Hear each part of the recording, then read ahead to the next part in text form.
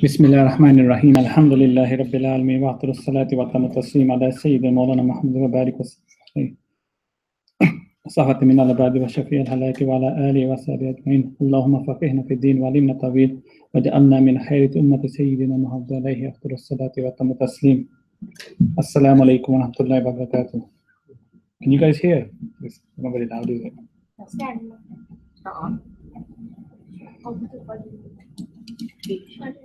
Someone, Atya, turn the volume up on it.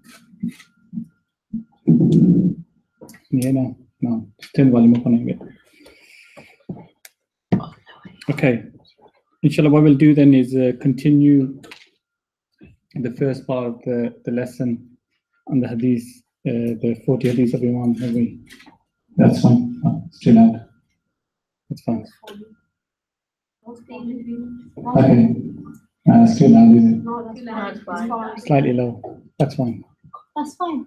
Well, you're doing it too much. Okay. Okay, give the mic far away. There you go. Okay. Okay. There you go. So we're going to talk about the hadith of Imam Nawawi. So we were on the second hadith. It's a hadith known as Hadith Jibreel and also known as Sunnah because it summarizes the religion for us. There's a translation. We've covered part of the hadith. So we covered, I did an intro on it and almost set the scenario of what's taking place. Then we covered last week the first part, which was Islam. And what we'll do today, inshallah, we'll cover both Iman and Ihsan. We'll try to kind of cover that as quickly as possible, and then we'll move on to the fiqh aspect of it. So when we spoke about Islam, we spoke about the outward. When we spoke about Islam, we spoke about outward. When we talked about the 5 pillars, reading your prayer all correctly. Okay, that's Islam. So you can read your prayer, ensure that you know all the fard, the wajibat, the sunnahs of your prayer, and read that correctly. But your thoughts could be elsewhere. And you know, your thoughts could be all over the place. Okay, so when it comes to that, that's not what Islam is linked to. Islam is just linked to the action, the outward action. When we talk about Iman, I mentioned last week briefly that it's the inward. So you have to be convinced of your actions. So what is Iman? Iman is, as it's, we'll just quickly go over the, as it's translated here. This works. To believe in Allah, His angels, His books, His messengers, and the last day, and to believe in divine destiny, both the good and the evil thereof. So what is that? What's that statement? Everyone should know it, come on. What's it called?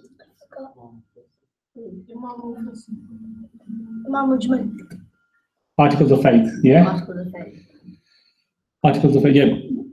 It's articles of faith, so it's belief. We need to believe. You can't pick and choose what you believe in. You have to believe in everything there. Okay, we'll cover this inshallah when we do the Aqidah module after this recap sessions we've had on all the modules that we covered. We'll move on to Aqidah and we'll talk about this more in detail. So I won't go too much into it. But generally speaking, that's what it is. But again, it's your inward. You have to be convinced about all this. Have you ever seen an angel? No, but you need to be convinced. You're convinced that angels exist because we've been told by the Prophet ﷺ that angels exist. So we believe in angels. Okay? Stuff like that, we believe in it. You have to be convinced in all that. And this is where you try to distinguish between a Muslim and well, I said Muslim, but hypocrites. Because the hypocrites were always there for Zohar, Asr, Maghrib. They were in the first line in prayer in the time of the Prophet ﷺ. They were in the first line for prayer. But when it came to Fajr and Isha, when they had to wake up or stay awake, you know, so forget this. You know, it's either they're right at the back somewhere, coming in, turning late, or not turning up at all. Don't forget that time there was no light as well. So you didn't know. So that's why they could get away with it. You know, that's why it's like they could get away with the fact they're not turning up for Fajr and Isha. And that's when it is. That's when you truly need convincing that you need to get up in the middle of the night, get up for Fajr, or you need to stay up late to go pray Fajr. That's what, when Iman gets, when you get involved in Iman. And ihsan is to worship Allah. And again, we'll just quickly mention what the hadith says. So, ihsan is to worship Allah as though you are seeing Him. And if you cannot see Him, know that truly He sees you. Okay? So worship Allah as if you see Him. That's known as muraqabah. And the stuff like muraqabah will, again, there's a module in cleaning the heart and all this good character. We'll cover that as well, inshallah. If I feel like I can do justice to it. But we'll cover stuff like that later on as we go along. So muraqabah is observing the existence of Allah in your life. Okay? Before you do anything as a muraqib, you observe yourself. Will Allah be pleased with my actions? So before you do anything, will Allah be pleased with my actions? And you have to do that every single action of yours. It makes you a better person, and that's what the point of this is. You're going through levels. Okay, you're going through levels, and if you can't do that, and if you can't imagine all the time all that, then you got the other part of it. But what muraqabah also does is it kind of makes your intentions better.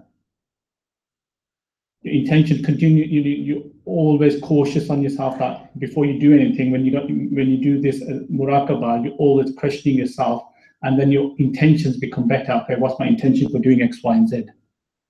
That's what it helps you with. However, if you can't get into that hal of muraqabah, there's a second part to it as well, and that's what the other aspect of it is, and that is the mushahada. Okay, know that Allah sees you. So another way of putting this is, let's just say, I don't know, let's give an example of in Medina. Okay, and you can imagine yourself at the time of the Prophet ﷺ, if the Prophet ﷺ was about, when the Prophet ﷺ is before you, you would watch what you're doing. Every action of yours, you would watch what you're doing. Okay, I mean, now when you go now in Medina, and especially the ladies' side, maybe the men's side as well, it's like I don't know, a rugby match or something, just fighting, trying to get to this place, pushing, shoving. And a person should think about that if the Prophet ﷺ was there, because don't forget the Prophet ﷺ says that when you come to visit me in Medina and with the Rosa Mubarak, it's as if you're visiting me. You don't have to imagine that you're going to visit a grave. The Prophet ﷺ says that it's as if you're visiting me in real life. Okay, and that's what you should have in the back of your mind. So as the fighting, if they can think about it, oh, what if the Prophet ﷺ was here? Would you be doing this? Would you be doing this? If you say something like that, they might give you a job there and make you stand there and kind of teach them, because it's mostly the aunties are from the UK kind of thing. You can't control them. Okay, so English would be a good language. So when you go down, utilize it. Okay, but that's an example. So if the Prophet ﷺ was there, how would you act? With that example of like, when now day and age in front of a king or something, how would you act? Every action of yours you think about before doing something. Okay, to a lesser extent, right? We bring in like parents, etc. How would you act? But we're talking right at the top here. We're talking about Allah Ta'ala. Okay, that's what you need to bear in mind.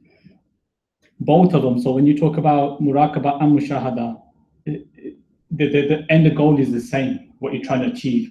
It's just one is from your side and the other is from Allah's side. Okay, that's the difference. The end goal will be the same. And there's many different names that people use for this. Some call it ihsan, some call it tazkiyah, which is purification of the soul. Others call it ilmul mu'amala, which is science of dealing with Allah. Some call it tasawwuf. It doesn't matter what name you're going to give this, what you're doing. What matters is the reality at the end of it. Okay, so you could take, say, I don't know, you can take alcohol and you can turn that and call it perfume. That doesn't make it halal. At the same time, you can take perfume and call it alcohol. That doesn't make it haram. You can still use it like the perfume. It doesn't matter what name you're going to give it. The idea is the reality at the end of it, what you're trying to get at the end of it. Okay, that's the important part here. So when we talk about ihsan, well, all three aspects really, it's even if you don't see Allah, preserving excellent worship, so continuing excellent worship. even if you don't see Allah, continue in your excellent worship. The story of famous story of Bishir Hafri. He didn't sleep for many years. You know, he would struggle to eat and didn't sleep for many years. He would just call out to Allah Ta'ala all the time, make dua all the time. And then finally had vision of Allah Subhanahu Wa Ta'ala. And this was after about 7-8 years of calling from how much it was. And he said, oh Allah, I've been calling you for this long, and you haven't answered. No, I've been calling for this long. Allah said, yeah, no. You know, you've been calling. Because I've been calling them, why haven't you answered? He goes, do you not think that I love the sound of your calling? So Rumi puts it beautifully, because Rumi says that people get, you know, you've got nightingales, birds, that keep them in cages. They keep them in cages. Why? For their sound, you know, the beautiful sound that they make, etc. Have you ever heard of someone keeping a crow in a cage? No. Yeah. So this, Allah loves the sound of your voice when you call out to Him. Allah loves the sound of your voice when you continue to make dua to Him. Allah loves the sound of that. You know, when you repent, Allah loves people that repent. You know, He prefers people that would sin and then wholeheartedly repent than probably someone that doesn't sin at all, because you're showing the need that you have of Allah. You're repenting towards from Allah Ta'ala. So Allah makes us wait. Allah makes us wait because patience is very important, and He's testing our patience. So things are going to get done according to His time, not your time, because we want instant results, don't we? You know, we want one after the immediate results. But Allah Ta'ala gives it whenever He feels it's the right time to give it. You know, example of the Fatah Makkah, if you know the story of the Fatah Makkah and Umrah, what happened is that they come out with it when they went for the Umrah, and the non-Muslims wouldn't let them enter Makkah. And they said, no, you can't. And they said, okay. And then they put all these conditions down. And the Prophet ﷺ accepted all the conditions. You know, Hazrat Umar, the fighting person Hazrat Umar was, are we going to fight him? And the Prophet ﷺ said, no, show patience. And they put all these conditions. They said, if someone becomes if someone wants to come from Muslim, wants to come to our side, you need to allow them to come. However, if someone becomes a Muslim and comes to your side, you need to return back to us. You know, there was these conditions that were completely against the Muslims. But at the end of it was that they're going to do Umrah the following year. And then what happened? What happened is that they broke the treaty. And that's when you got the Surah Mumtahina revealed on the back of it. And at the end of all this, you know, when they broke the treaty and the Muslims walked into Makkah without any blood being shed. And that was a victory they had for showing patience a year ago. Okay, that was a victory that I had from their side, because Allah Ta'ala mentioned in the Quran, indeed we have opened a great opening for you. And this is what it's referring to beforehand. So there's so much that, you know, when the words are used for victory, when the treaty was written and these words come out about victory, people were thinking, well, what's happening here? I don't want to go into too much detail, but there's a story where Hazrat Umar got so worried because he questioned the Prophet ﷺ, and he thought that now there's going to be a revelation, something's going to get revealed against him. He was just so worried about it as they were traveling back. But what the revelation was that here's your victory, and they thought, oh, where's the victory? We're being sent home back. We've had this treaty where everything is against us. Where's the victory? They didn't know. They show patience. They're going to get that victory later. Okay. So when we talk about Islam, Iman, and Ihsan, it's like a triangle. The triangle needs to become a perfect, balanced Muslim. You need all three parts of it. Okay, you can't just take the one or just take the other. You need all three parts of it to become a perfect Muslim. And you need to work hard on it, and it's important. And that's why it's important to know about it. We're going to cover a lot of these topics, and we're going to go into detail when we do other modules. Inshallah, I'll touch upon those when we do it. But this is just a kind of quick summary about it all. One of the things I forgot to mention, and I just want to, because what we're trying to learn from this hadith is you learn a lot, not only from how you be as a Muslim, but you're learning etiquettes as well as a student.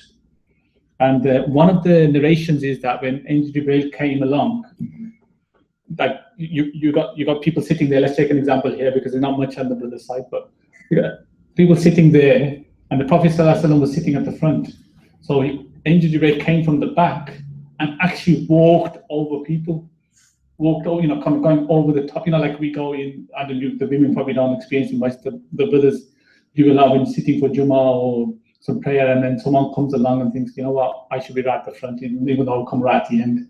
And they'll just push through everyone and ensure that they'll sit at the front, pushing and shoving. And he came through like that. And, the people are thinking, well, who's this guy? Because they've never seen him before. Who's this guy? Elbowing me and this and that. And he sits down, and then when he turns and asks those questions and he affirms that you told the truth, they thought, who's this guy think he is? Come to our gathering, pushes, comes right to the front, and then acting like that. One of the things that the scholars say is that it was almost preparing the Sahaba and the people for, not everyone has the etiquette of asking questions. Coming along, because Bedouin would come along and they just shout out to the Prophet ﷺ, and the Sahaba would get angry. How dare you speak to the Prophet like that? But this is just learning, look, not everyone's going to have the etiquettes, and you have to deal with people in the manner that the Prophet ﷺ would deal with them. So you learn a lot from this hadith, and inshallah we'll continue, hopefully. Next week we'll quickly finish it off and summarize it, and we'll move on to another hadith, but we'll continue inshallah on the hadith next week as well. Any questions on the hadith before we move on? No? Okay, inshallah we move on.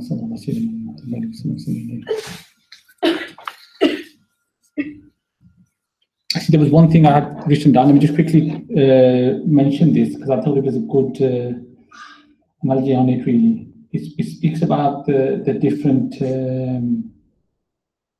segments of Iman, Ihsan, and Islam, Iman, and Ihsan. So when we talk about the body, when we talk about the body, because the body, so the way you can put it is in three sections. Your body, Islam.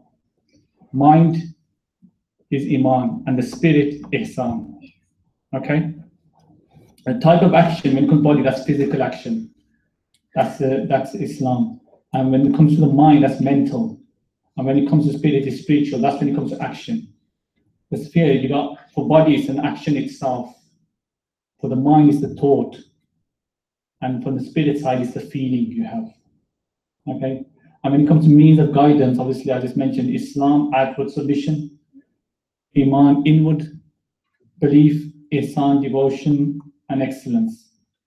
And when you think about it, which is basically, when it comes to Islam, it's attaining peacefulness through submission of bodily actions and Allah's will.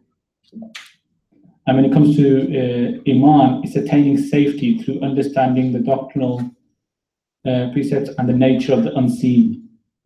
And when it comes to Ihsan, it's attaining spiritual excellence and beauty of soul through the remembrance of Allah. Okay? So when it comes to the science, Islam, it's fiqh, which we've been covering quite a lot. I mean, we pretty much covered all the fiqh elements that you need to know. That's why we're doing a recap on it. And when it comes to Iman, it's Aqidah, which hopefully we'll cover next after we've done all our recap. Aqidah is important. You need to have strong belief. Aqidah is important because a lot of people, as you grow up, most of this stuff you just learn because of your parents have told you. But as you grow older and the world has changed, they're going to question you a lot. You need to have that belief, and you need to be able to answer them back. You have to have the belief and answer them back. Okay, this is why we do this. This is why we do that. This is why there's one God. That's why Aqidah is important. It's a mind twister, hence why I've been delaying it as much as possible. But inshallah, I think we should kick it off next.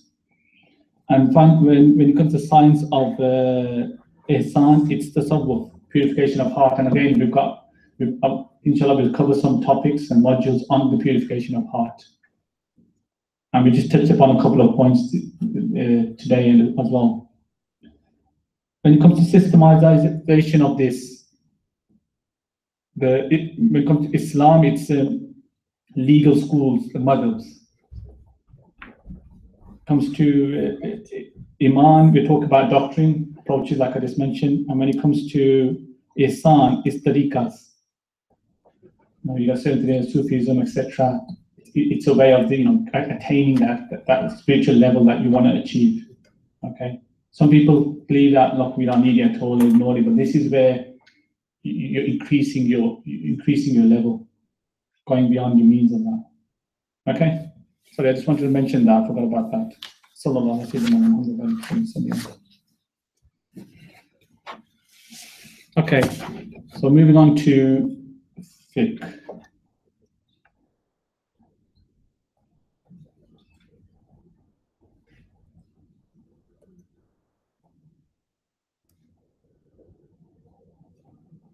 You know, I know we've got this recording and all that. I've never been a bigger fan because people become lazy when it comes to recordings.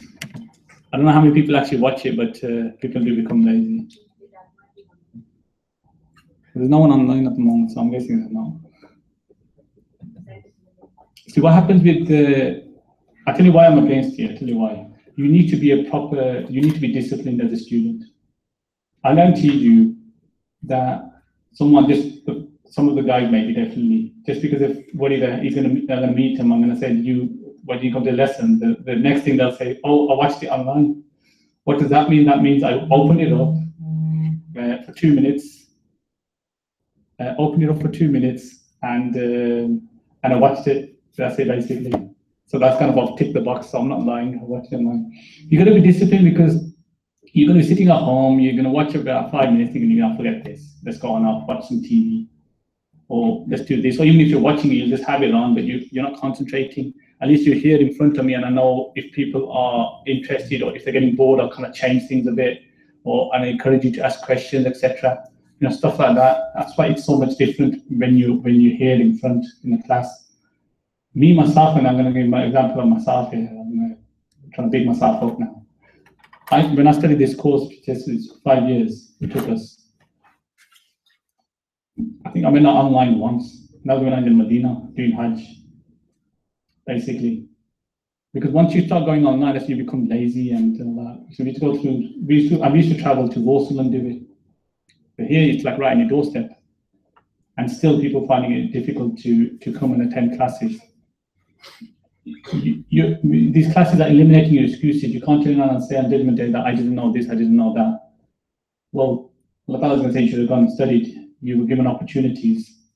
Knowledge was at your doorstep and you didn't take it. That's important, okay? I've just been messaged to say that when students say I'm online. That's good. Well done.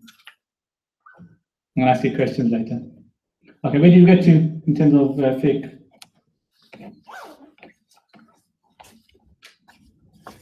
That's when everyone, because I guess here it is, or is that when everyone's just starting to look at the books?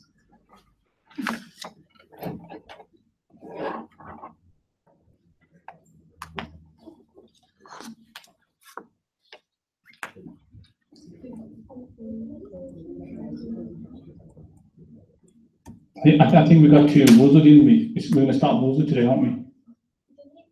You sure? Yeah. I'm sure we did. I'm just trying to test it on the Zoom. People are switched on. Okay, this is where we got to. We completed wudu, and we're going to move on to tayammum. Okay, this section we're going to talk about is, so let's just quickly recap of what we've covered. We've mentioned why we need to purify ourselves. Okay, we've also covered what we need to purify. So why we need to purify ourselves to worship Allah.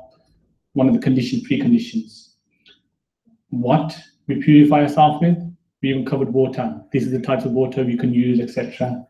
You know, rain, water from the sea, stuff like that. Or the most obvious one, through the tap, which is what most of us use here. So we covered why and what, and then we covered how. We covered ghusl and wudu, and we covered the fard, and the sunnah aspects as well of ghusl and wudu. Now, this next section is known as the substitutes and dispensations. Substitutes and dispensations. So, substitute is tayammum. Tayammum is actually a substitute. That's why we named it there as a dry ablution. I'll give you a bit of a history on it and how this come about. You had obviously when they used to travel. in the time of the Prophet ﷺ, they used to travel in caravans. Okay, and this one particular, the Prophet ﷺ took, at that point, obviously, he would always take at least one of his wives with him. And at that time, it was his wife, Aisha, that we took with him. And she used to lose things a lot. She ended up losing something, and she delayed the caravan because at the moment she lost something and she had to find it. And don't forget, the way these caravans work is that they go from oasis to oasis. Okay, so they go from one oasis to another oasis. So they have the timing set. And because it got delayed, what happened is that they're in the middle of the desert, and as they're traveling, the prayer time is going to come before they reach the next oasis. So they only had enough water to do wudu, and they needed water to drink. So the father of Bibi Aisha came over to her, Hazrat Abu Bakr Siddiq, and he really gave, told him that, look, because of you, look at this, what's happened now. Now we don't have water, we have to use the water for wudu. And the Prophet ﷺ came and said, oh, Abu Bakr, don't worry, I've just been sent revelation. And Allah has made it easy for us now. And obviously, Hazrat Abu Bakr, because he was a man of, he had no nafs, and he just scolded his daughter, he turned back to her and started praising her. Oh, Muwafaqa, the one who, because of whom we've had tawfiq. Congratulations her, because of you, look at this, we've had tawfiq. Because what is the basis of substitutes? It's mercy. Allah Ta'ala showing His mercy on you, because it's something that is out of the ordinary. Allah Ta'ala doesn't need you to completely wash yourself like this way in ghusl, and wash yourself this way in wudu, and pray in this way, and do this in every, like a robot, etc. Allah doesn't need that. By you worshipping Allah or not worshipping, it doesn't make a difference to Him. He's still the Almighty. It doesn't make no difference. This is for your benefit. All this has been done for your benefit. Okay, so then this dispensation came along, well, substitute obviously came along to ease for them. And tayammum is actually the meaning, the lexical definition is to intend something. Okay, and the basis is only when basis is wudu, only when it's used. So tayammum is a substitute for wudu. That's why we call it dry ablution, because you're not using any water there. The legal definition is wiping of the face and arms with sand and the like, intending thereby purification. Okay? Conditions of tayammum. So you have to have intention. Why do you have to intention? Because we spoke about ghusl here, and we spoke about wudu. Do we have intention within ghusl or wudu? Is it fard? Is it one of the conditions for wudu and ghusl, having intention? Who thinks yes? One. Who thinks no? Who doesn't care? They're not going to put their hand up. Is for wudu and ghusl, is intention a condition? So do you have to have an intention for wudu to be valid, or do you have to have an intention for your ghusl to be valid? That's the question. Yes, put your hands up. 1, 2, 3, 4, 5, 6. There's a few coming up now. Now there's the uncertainty. Now we've had a 50-50 split. Now we're going to get worried. Who thinks no? Who doesn't care? You had to put it up, didn't you? He's what they call him. He's the gangster. He's a gangster. No, there's another word I was thinking of. I can't think of it now. You don't have to have intention for wudu or ghusl. Okay? You don't have to have intention for ghusl. Intention as in, it's not a condition. Okay? Why? Because water in itself is a purifier. Water in itself is a purifier. So if you were to fall into a pond of water, you've done wudu. If you were to fall into a pond of water, you've done wudu. Why is that? Who can tell me why is that? Provided you got completely wet, obviously. Because of it covers every aspect. Basically, yeah. So what are the conditions for the wudu? There's 4, wasn't there? Face, arms, feet. So when you fall into a pond of water, you fulfilled all those, haven't you? Yeah.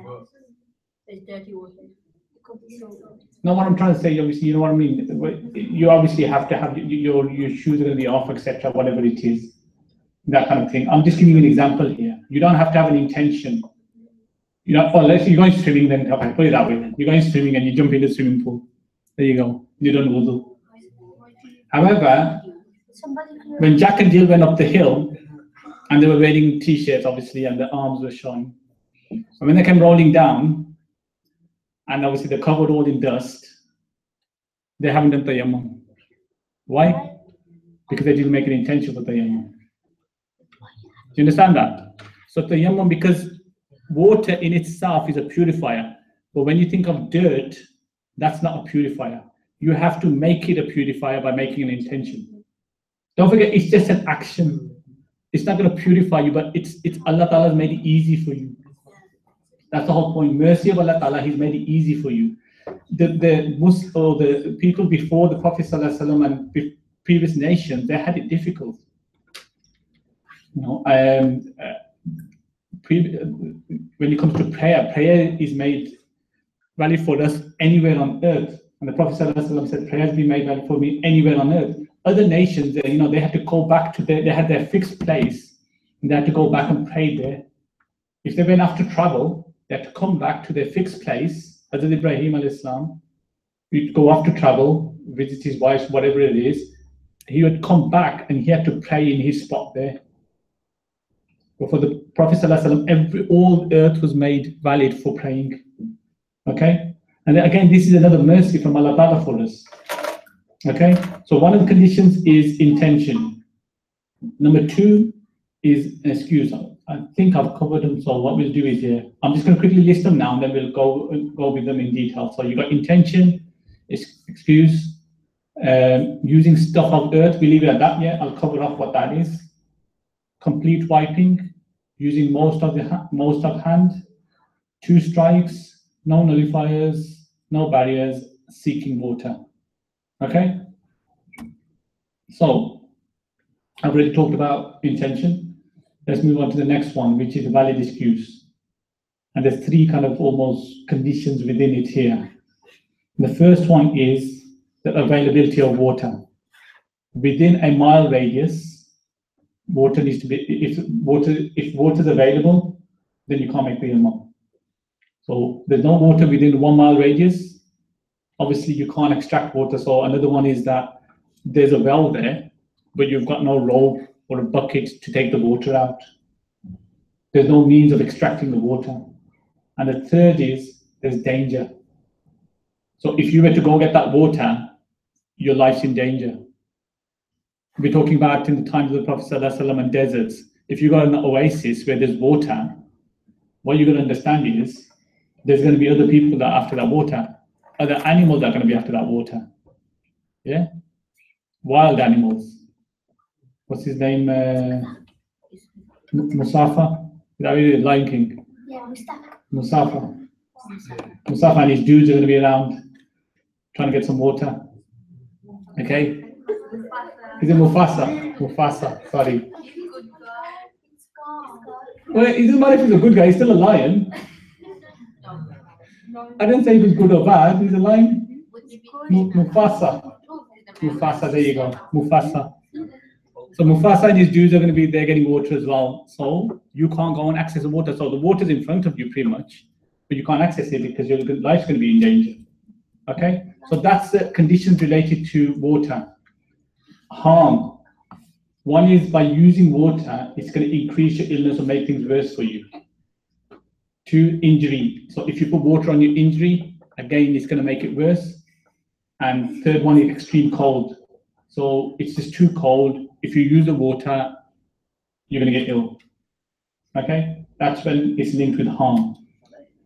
And then the 3rd conditions here is missing Eid or Janazah. So Eid namaz. Why is it this then? So let's just take an example of Jummah. You come rushing, you come late, like our mosque, everyone comes late, and you haven't got wudu, and Jummah's about to finish. Can you think, you know what? I know my fiqh. Let me quickly make the Imam and join the prayer. Can you do that for Jummah? No. Who thinks you can do it for Jummah? I like doing this. You know, this show I had, I like doing this. Who thinks you can make the Imam for Jummah? It's typical of the brothers thinking, yeah. No. He's giving us a good excuse to come out of here. Actually, you can't. Who thinks you can't? And again, who doesn't care, because not everyone picked up their hands. You can't make the Imam for Jummah. Why is that? Because Jummah has a qada. And the qada for Jummah is what? Zohar prayer. So if you miss Jummah, what you have to do? You read your Zohar prayer. Whereas if you miss Eid namaz, there's no qada for that. Well, we have two Jamaats, but let's just say you're missing your second Jamaat. Okay? There's no qada for that. You missed Eid prayer. Again, janazah, if you missed a janazah, you missed a janazah, there's no qada for it. The only time that it's not valid to do tayammum is if you're the wali. So if you're the main person, so if your father, or I don't know, for a man, his father, his son, or his wife has passed away, he can't make the tayammum.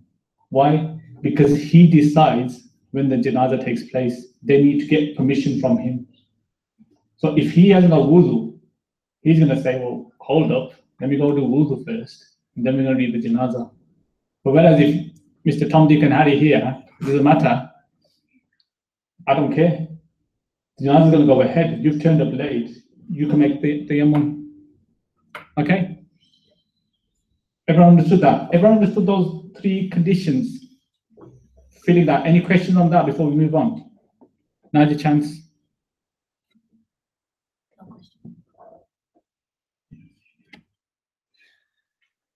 Is he trying to watch it as well?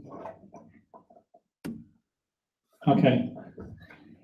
Objects.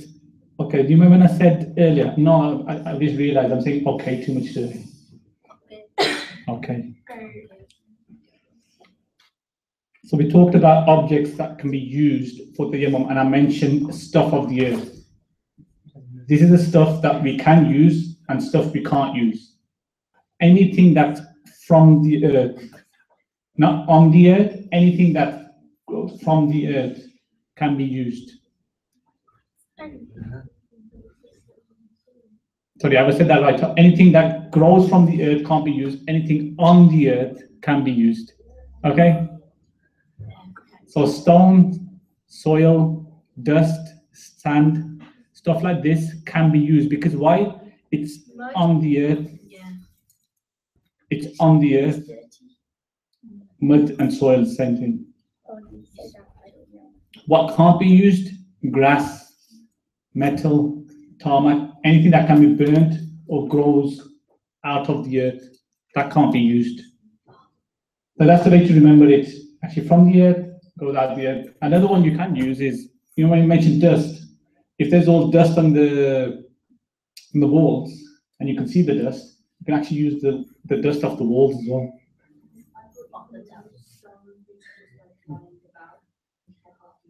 You can use stones. Use stones. It's a natural product from the earth. You can't use bricks and all that because that's man-made. Yeah, stones and all you can use. It all comes in stone. Yeah. Pubic stone. Well, that's probably one of the best gifts you can give someone. Pubic stone, you can keep that. You know, it's like lava can cool down. Just give them as a gift, and they can use that anytime. Wood you can't. Wood's burnable. Yeah, exactly. Anything that's burnable you can't use. If you can't burn, That's burnable. if you can burn. Any other questions on stuff that you can use? Metal. You just said Metal's on there. Any questions? Metal you can't use. Look at the PowerPoint. Why? Because you got burning. Grass is growing out of the earth. You can't use stuff coming out of the earth. It has to be on the surface. So salt, you can use salt. Salt is on the surface.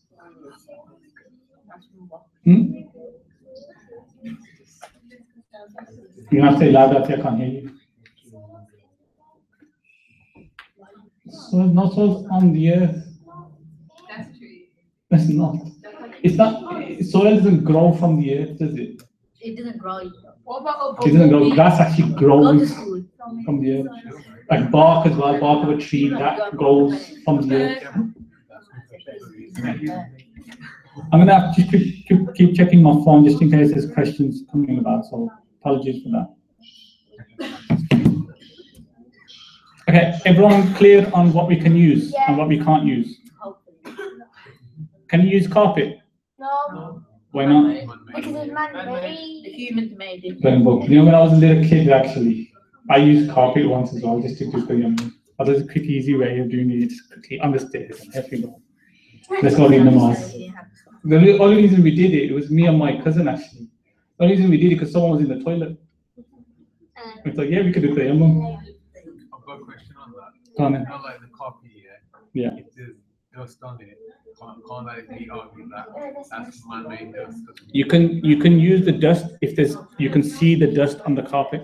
So when you hit it, when you put it on your hands on it, if there's dust on your hands, you can use it. So you're not using the carpet, you're using the dust.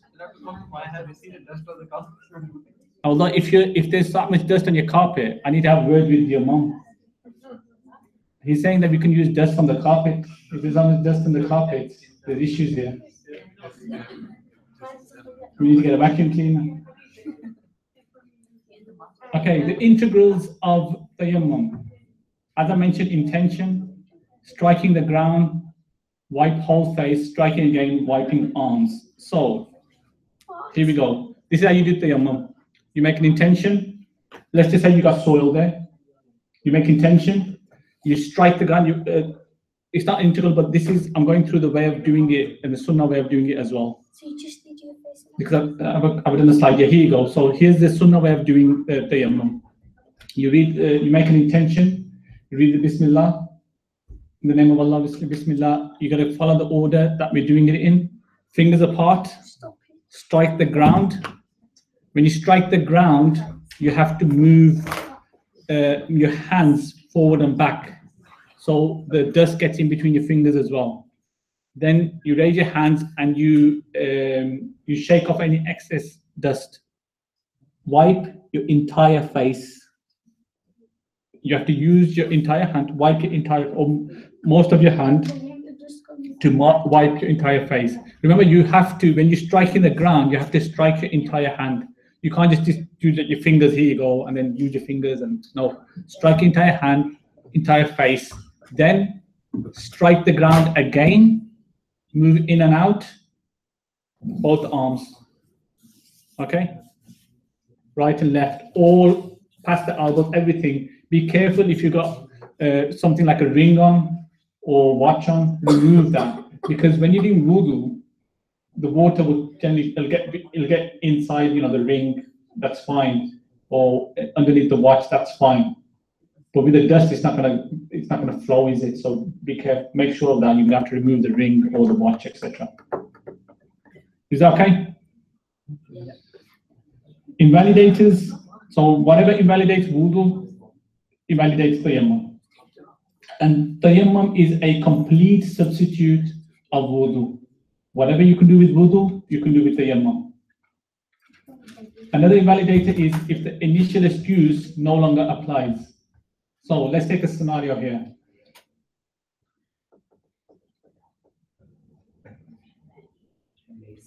There was no water. Obviously, there was no water. So you decide you did tayammum. However, now water's available. Now you can no longer pray or use that tayammum as your substitute. You have to go off and make wudu now. Even if there's two excuses, let's just say first excuse was that there was no water, and later on you became ill. Soon as the water's available, you know, the first tayammum you made because of no water, that breaks. You have to do tayammum again on the basis that now I'm ill or injury, whatever it is, and I'm doing tayammum on that basis. Okay, everyone understood that? That's an important point.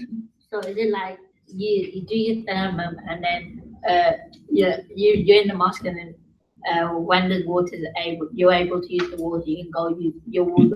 Yeah, that's it. So then you have to go and do your utilize that water and make wudu. Another scenario is that you're out somewhere and there's no water, so you make the tayammum and you start praying. You start praying. During the prayer, you remember, oh, there was a bottle of water under my car seat. That's it. Your tayammum breaks. You have to go off and do wudu with the water. The only time you don't have to is that if you've completed the prayer, you complete it, and then you find the water, then you don't have to repeat your prayer. Okay, it's valid. Okay. Any questions? Go on. What about if you're like you're the imam and then you're halfway and you're reading? It breaks up if the imams. Unfortunately, imams don't have any special powers. So his wudu breaks. Everyone behind him, what happens is either someone behind has to come and complete the prayer, which generally speaking, that's what happens, or they'll probably stop and then you'll have to repeat the prayer. But generally speaking, it's the one who does the iqama is the substitute imam. That's why now everyone's keen on jumping towards the iqama, but iqama is normally the second imam. And they need to know all the conditions of prayer. Because if something happens to the imam or if he has to go off, he breaks his wudu, that person needs to go forward and complete the prayer. Okay? Time limits don't apply. I mentioned that, so it doesn't matter the fact that if you haven't got water throughout the day, you've got the tayammum throughout the day. It's not a matter of after a certain amount of hours, it's game over. And as I mentioned, tayammum is as strong as wudu, so anything you can do with wudu, you can do with tayammum. Any questions on tayammum? Before we move on to next section. Okay, I mentioned substitute and dispensation. So this is your dispensation, which is hoofs, or another way of putting it, foot gear. And this is something that is actually contrary to legal ruling. There's no legal reasoning behind hoofs. But it's a dispensation that's been given by the Prophet ﷺ. And it's a mutawatir dispensation. You can't deny hoofs because it's mutawatir. You can't tell and say, no, you're not allowed to wipe over your hoofs. It's mutawatir hadith, this is, and it's almost like, you didn't deny the Quran or an ayat in the Quran because that's what mutawatir is. It's that strong because then what you're saying is that all those Sahaba are lying and they're telling the truth. Okay? And like I said, it's only permissible due to revelation. Because it's permissible only due to revelation, it means you cannot do qiyas. Qiyas is when you do an extension. So, you know what? I can wipe over my socks or leather socks or whatever it is. If that's the case, then I should be able to wipe over my leather gloves. Or I should be able to wipe over my hat. No, there's no extension to it. This is specifically for hoofs. And you can't use that for anything additional. You can't use this as because this is what scholars do. A lot of stuff, they take qiyas from, so they say, okay, the Prophet ﷺ allowed this.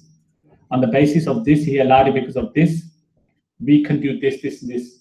We don't know the reasoning why hoofs were allowed. It's just something the Prophet ﷺ allowed. So we can't take the root of it and say, this is the reason it's allowed.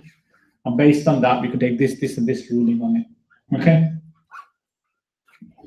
Hoofs act as a barrier and there's conditions that apply. So here are the conditions for hoofs. They need to cover up to the ankle bone, free from holes, 3 fingers. So it can't be more than 3 fingers of holes. Thickness. When it comes to thickness, it's leather socks, obviously, they're fine. Thickness is if you walk, I put that as a toughness. You can't see through it. Let's just leave it at that then. Although I've spelled it wrong there, but you can't see through it. It's not thin. That's the thickness, the thick socks. Impermeable. So when wiped with a wet hand, this is the thing here. When wiped with a wet hand, you can't immediately feel the wetness on your skin. Okay? when you wipe your hoofs with a wet hand, you shouldn't immediately be able to feel the wetness on your skin.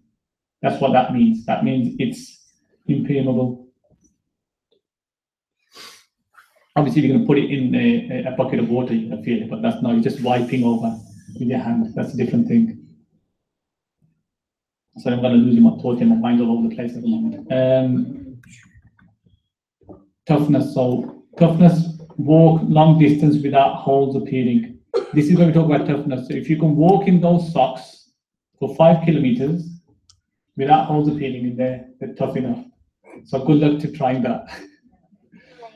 You know, these hiking socks and all this, these are tough ones, isn't it? I think our teacher mentioned that one of his teachers, they went in Jordan, they did the experiment, they took all these different types of socks and they went and walked out 5 kilometers. They walked 5 kilometers and then the certain ones were, the holes in them, certain ones were fine, and you know, it's like that, the more thick they were, the better they were.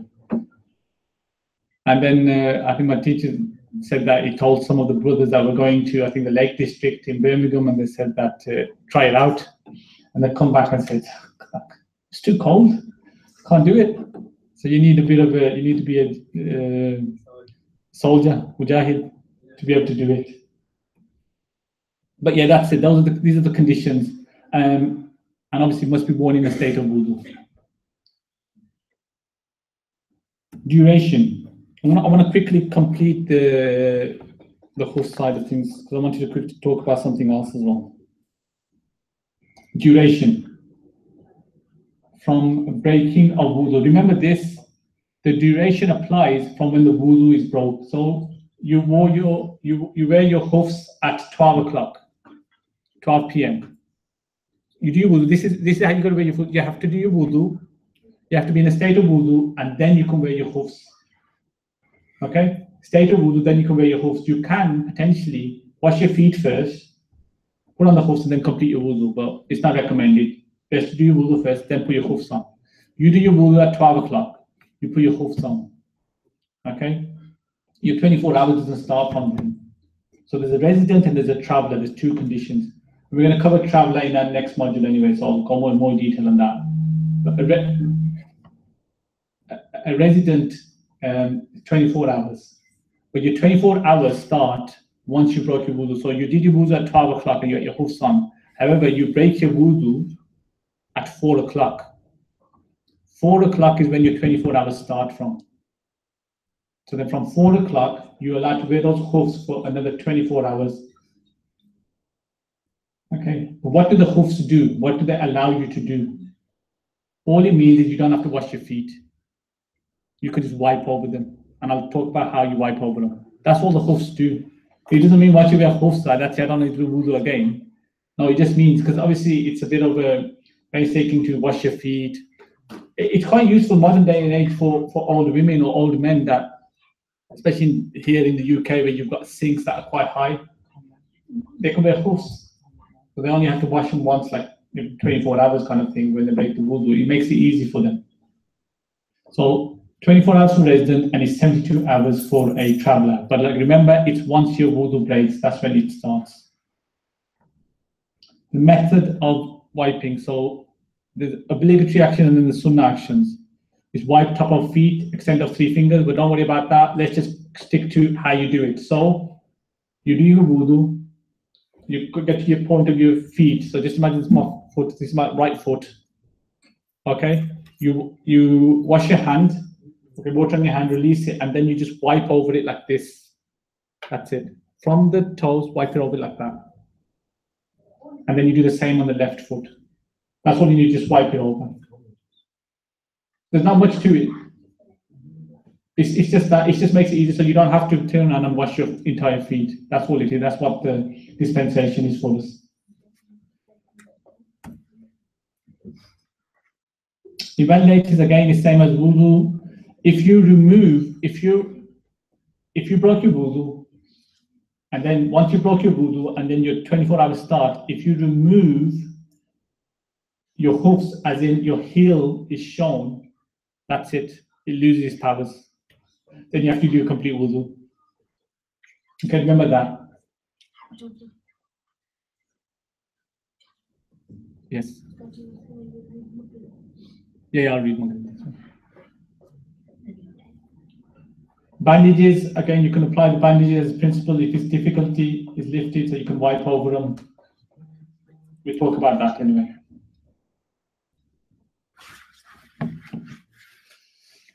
I think that's it. Any questions on hoofs? So remember when we talk about dispensation, there's a story about Imam Abu Hanifa actually, because there's no logic when it comes to hoofs. There's no reasoning behind it. Imam Abu Hanifa, as in our times as well, people used to talk a lot. And back then they used to say, Imam Abu Hanifa, he follows his reasoning rather than following the Sunnah of the Prophet Sallallahu Alaihi Wasallam. The great-great-grandson of the Prophet Sallallahu Alaihi Wasallam met Imam Abu Hanifa and he said, oh, so you're the man who follows his reasoning rather than the Sunnah of my grandfather, or the ways of my grandfather. And Imam Abu Hanifa said that if I were to say reasoning, how would you say I should wipe the hoofs? On the top or underneath? If you talk about reasoning, what part gets dirty? The bottom. The bottom. So reason stays, wipe the bottom. Because I tell my students to wipe the top, because that's the Sunnah. But if you were to talk about reasoning, what's more important? Prayer or fasting? Prayer. Okay? Prayer is more important. So if we talk about reasoning, women that are in hay, what should they make up prayers? Should they be making up their prayers rather than making up the fast? Because prayer is more important, that they should be making up the prayer. That's what reasoning states. But Imam Abu Hanifa says, I tell my students that you don't have to make up your prayers, you have to make up your fast. That's following the Sunnah. And the great-great-grandson of the Prophet ﷺ says that you are free from all those allegations that people say or put upon you. It's just like a story and it's related to this because some of the things, there's no reason behind it. There's no reasoning behind it. But it's been told, it's a prophetic dispensation for us and you just take it as it is. Okay, any questions on tayammum or khufs? Again, these are recap sessions, so you guys should already know all this, so I'm trying to just speed through them. But if there is any questions, etc., please give me a shout on that. Is that okay? What I wanted to quickly talk about was it's a topic of Ta'weel actually. So, it's going to do with the lesson, so we'll cancel the lesson. وصلى الله على سيدنا مولانا محمد وبارك وسلم على سبحان ربك رب العزة عما يصفون والسلام على المرسلين والحمد لله رب العالمين. جزاك الله خير.